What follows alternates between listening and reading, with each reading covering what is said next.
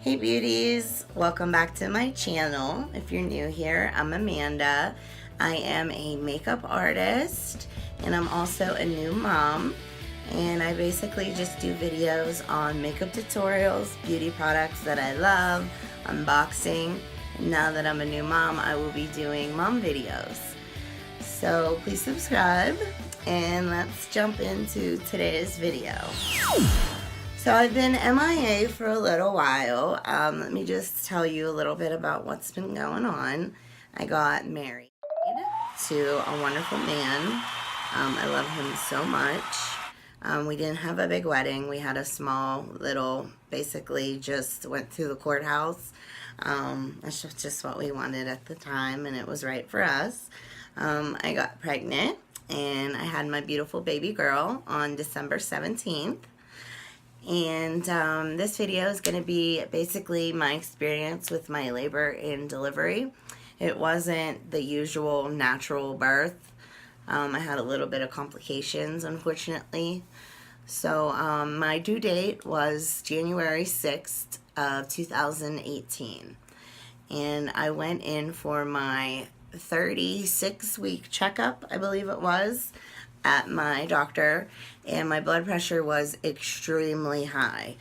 It was, I believe, if I can remember right, it was 160 over like 90 or something. It was extremely high. So she basically told me to go to the hospital and check into triage, the labor and delivery triage center there. So I did, and unfortunately it wasn't a very fun experience. I was there for a good, I want to say like 6 to 7 hours on this really uncomfortable bed, hooked up to all these monitors. My blood pressure was not going down. If anything, it was like creeping up slowly. So they basically gave me an option of either staying there overnight and doing a 24-hour, what they call a urine test, to test for preeclampsia, or basically go home for the night and check back in with my doctor the next morning. Now, if you know anything about me, I absolutely hate doctors. I hate hospitals. I was in a horrible car accident a few years ago, and I just hate hospitals. So since the doctor gave me the option of going home and checking back in with my doctor the next morning, I chose that.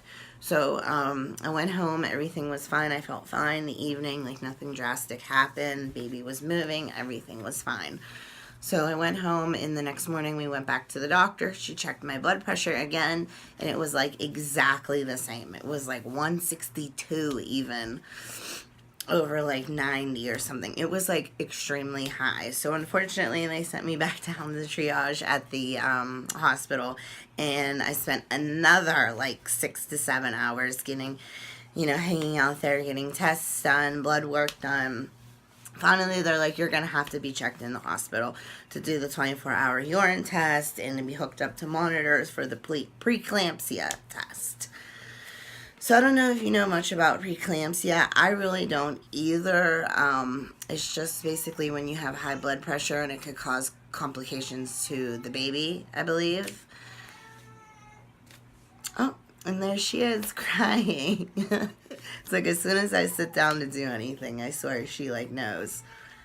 Okay, so I just gave her Bink, and I think she's going to fall back to sleep. So anyway, I got checked into the hospital to do the 24-hour urine test to test for preeclampsia.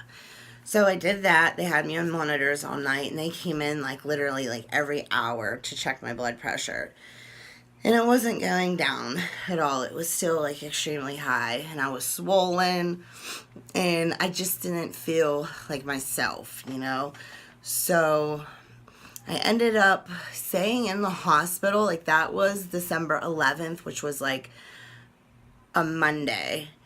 And I basically stayed in the hospital for a good like 4 days. My test results came back for preeclampsia. It was negative, thank goodness.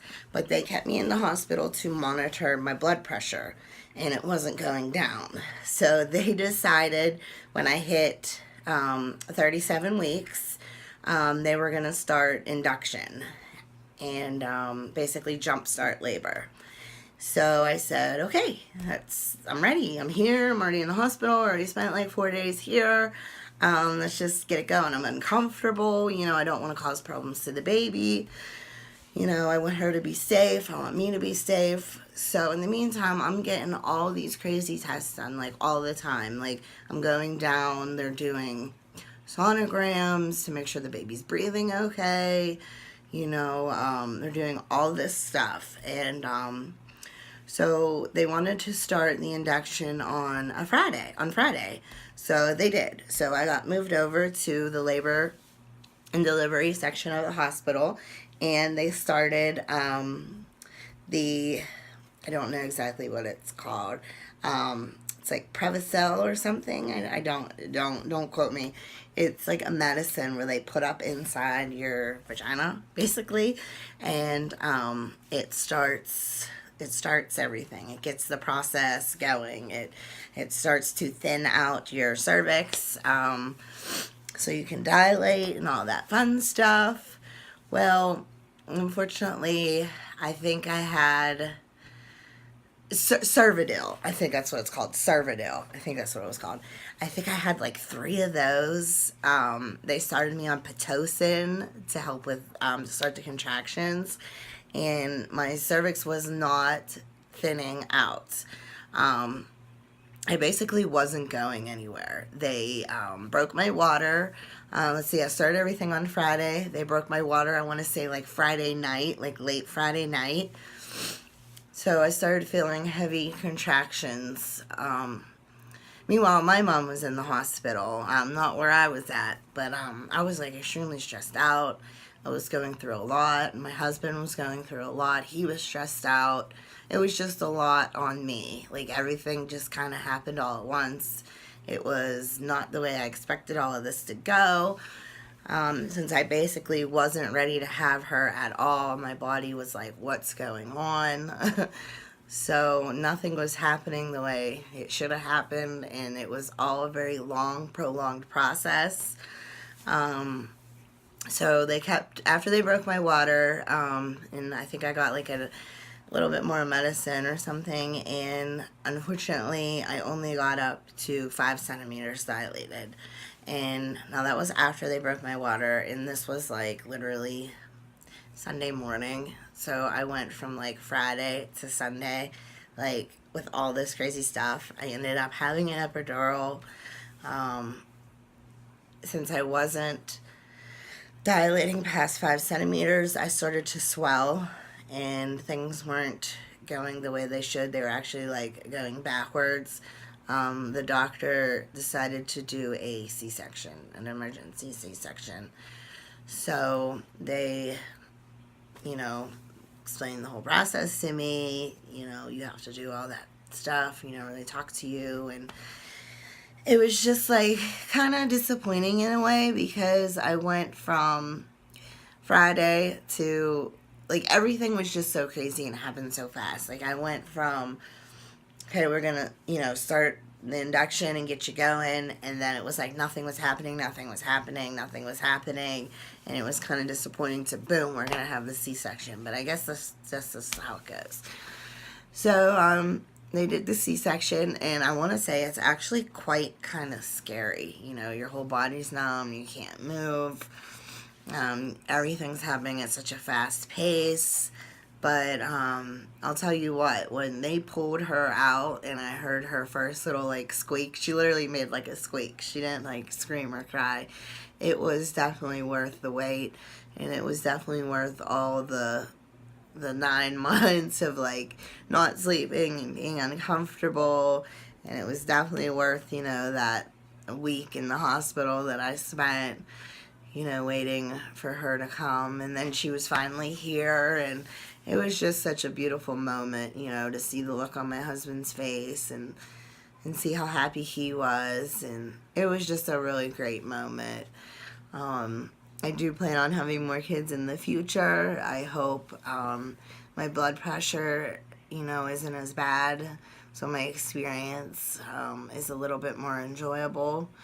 But I wouldn't trade anything for the world. She's so amazing. She's so perfect, even though she came a month early. She's doing great.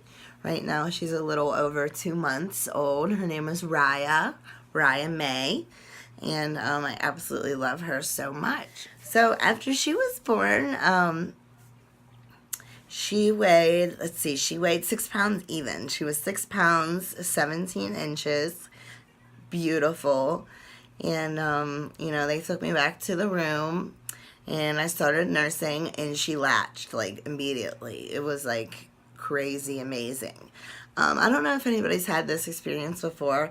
She was born with what they called a dimple on her lower back, like, literally, like, right above her, like, butt crack. I don't know how else to explain it.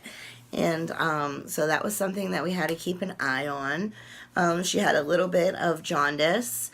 So since she was early and she had a little bit of jaundice, she did have to go down to the NICU to stay.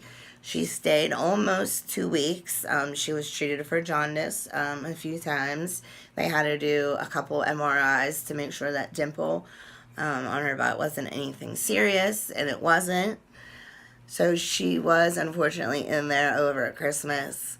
It was extremely hard for me and my husband to get back and forth down there every day. I was in a lot of pain with the C-section. It healed really good, and I must say, like, now I'm healed up. It closed up very well. I still have a little bit of pain, even though I'm almost 3 months, postpartum out. I still have a little bit of pain and some numbness, which is so strange. But, so she stayed in the NICU for a little bit, which wasn't a very fun experience. I must say, a lot of the nurses there were very great, but there were some that weren't so great. One really neat feature was that they had a camera on her that I could check in on her and give it to my family members and friends, and they could check in on her anytime they wanted from their phone or computer. So that was really neat. She was eating well. I was pumping. I really wanted to breastfeed, but unfortunately, since she was in the NICU, I couldn't be there literally 24/7. So what I would do was I would pump as much as I could, and I would literally I would go down, or me and my husband, or my husband would just go down literally like every day and bring down the breast milk for her, so she could have that, because I feel like that was something very important for her to have. So right now we are formula feeding. She had nipple confusion. She couldn't understand, the difference between me and the bottle. Since she was in the NICU for so long, I tried and tried and tried till I was basically exhausted. And frustrated, and she was kind of getting frustrated, and so I didn't give up easily. Like, I really did try. I tried the nipple shield, I tried all these little tips and tricks, and it just wasn't working, and I felt like I was having more of a relationship with the breast pump than I was with my baby, so I decided to just kind of cut that out. Another thing was, I was not making enough milk, like hardly anything, like without having my baby with me, and, by me all the time, like, I wasn't really producing, and even though I was pumping, I wasn't getting my supply up, at, like, a natural, like, it wasn't natural, without having my baby here and stuff like that. So even when she came home, it wasn't working. So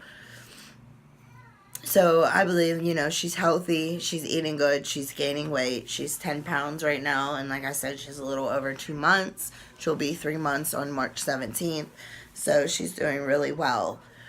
So after, this day in the NICU, we brought her home, and things have been going really good. So I will keep you guys updated with little updates here and there.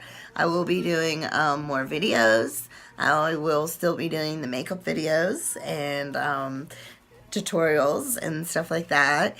I will also be doing mommy videos and vlogs and unboxings, so stay tuned for that. And I'll see you guys next time. Bye.